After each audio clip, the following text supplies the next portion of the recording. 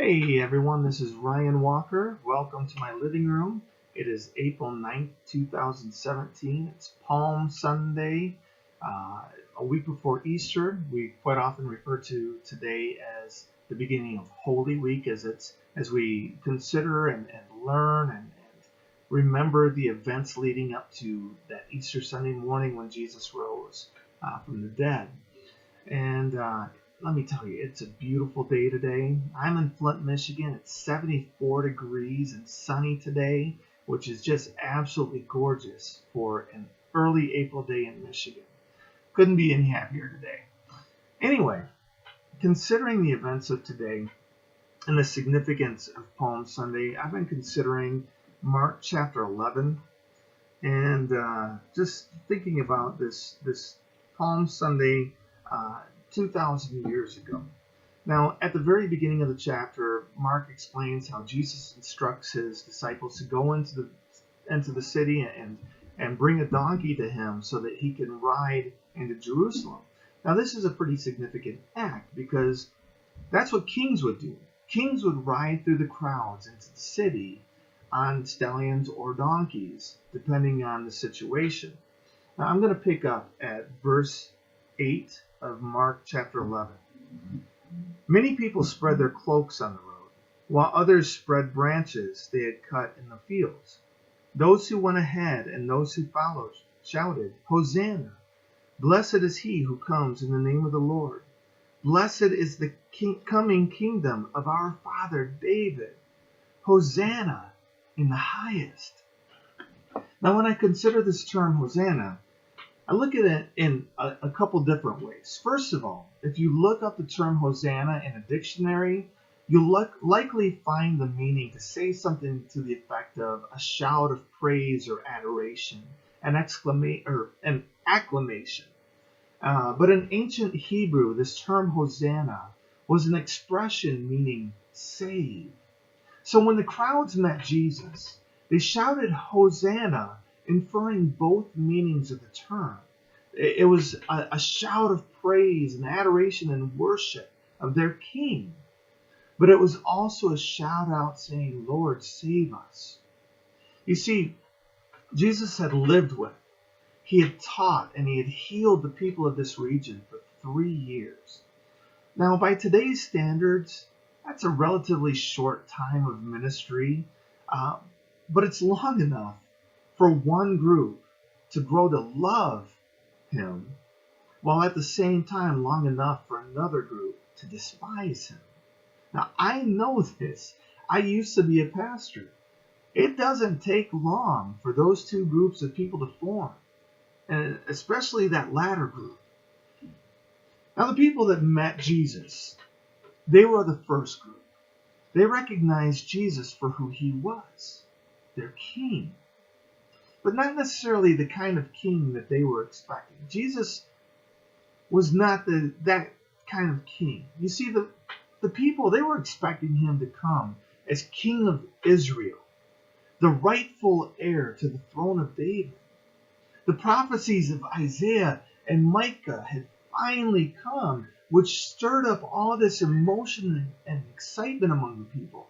They thought Jesus was coming to overthrow the tyranny of both the Roman government and the temple. That Jesus had come to save them now. Hosanna! Blessed is he who comes in the name of the Lord. So the people, they line the streets with their robes and with palm branches, shouting, "Hosanna!" as both an exclamation of praise and adoration, as well as a plea to physically save them now. Isn't our worship kind of a combination of both? Don't we worship Jesus with this idea of praising and adoring him while also asking him to save us from whatever it is we're going through now? Don't we do the same thing as the crowd in this story? But guess what?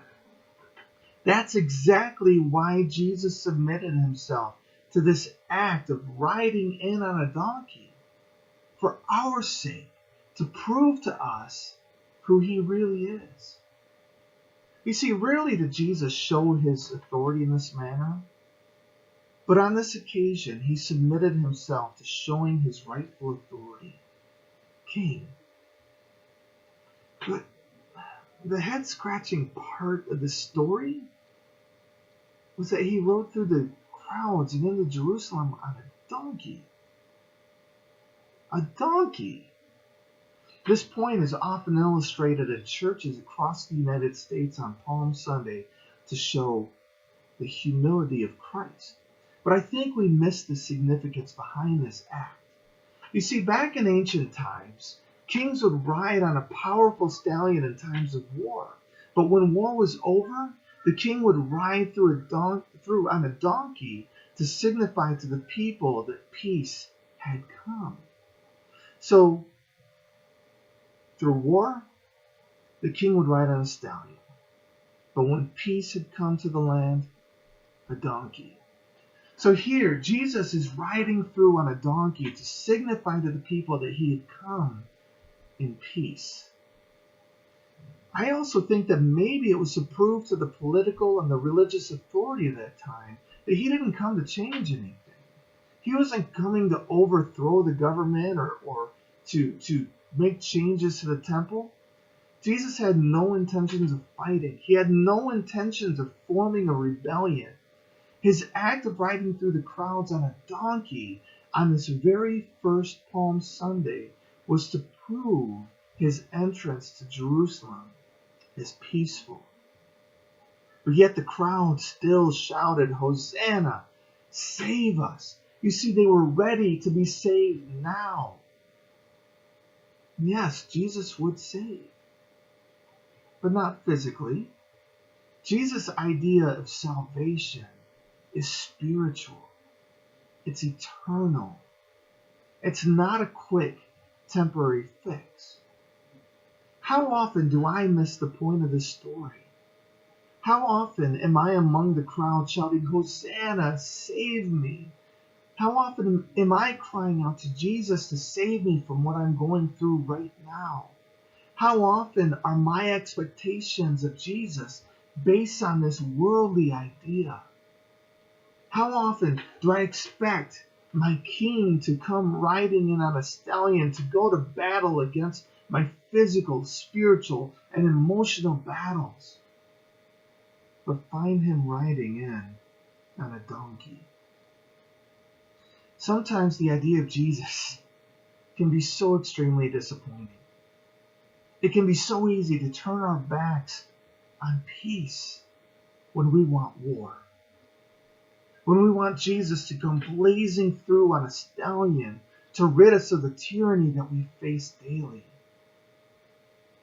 And as Jesus continued his ride toward Jerusalem, people following him and shouting Hosanna, and the Pharisees in the crowd demanding Jesus to rebuke his disciples, Luke, in his book, records the following in chapter 19, verses 41 and 42. Luke says, as he, referring to Jesus, as he approached Jerusalem and saw the city, he wept over it. Now get that.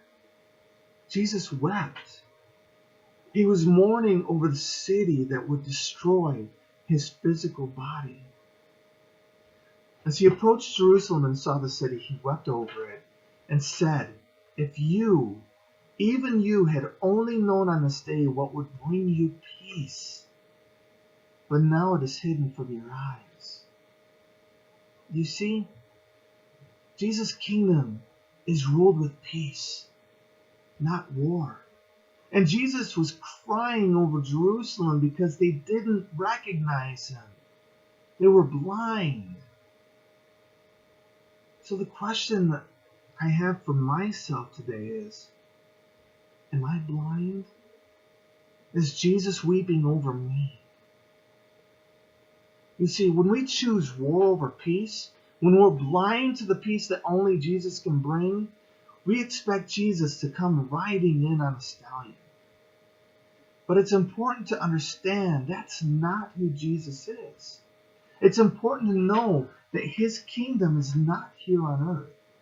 His kingdom is in heaven. It's important to understand that our lives are not based on the here and now. The bigger picture is what's to come. Peace. Peace from this world of tyrannical rule. Peace from sickness. Peace from economic depravity. Peace from physical, emotional, verbal, and mental abuse. Peace from chaos and violence. Peace from this earth. A time is coming when peace will rule. Heaven. No more worries. No more concerns. It's not here. It's not now, but it's coming. Even though we don't understand it now, if we continue to cling to Jesus, a time's going to come when the full evidence of Jesus' authority is going to overwhelm us, and we can turn our cries of Hosanna, meaning save me, to shouting out Hosanna in praise and adoration and worship to the King who has saved us. Isn't that a wonderful promise for us? So as you consider the events of today, remember that peace will come. Thank you so much for joining me. God bless.